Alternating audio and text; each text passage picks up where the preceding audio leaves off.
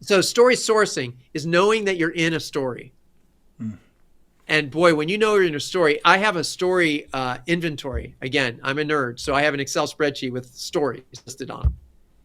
And so, and literally, and for your audience, that spreadsheet has the story name, and it has in it struggle, search, solution. And I write those in there.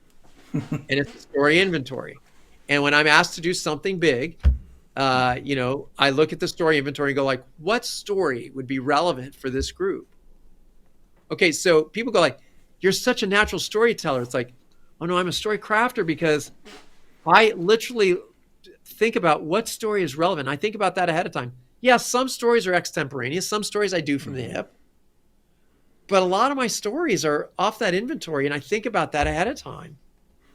So good. So story sourcing is so big. The second part is story building.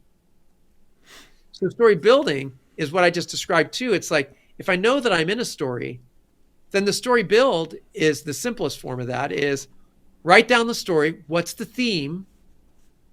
If you're going to say what the theme is, what's the one liner?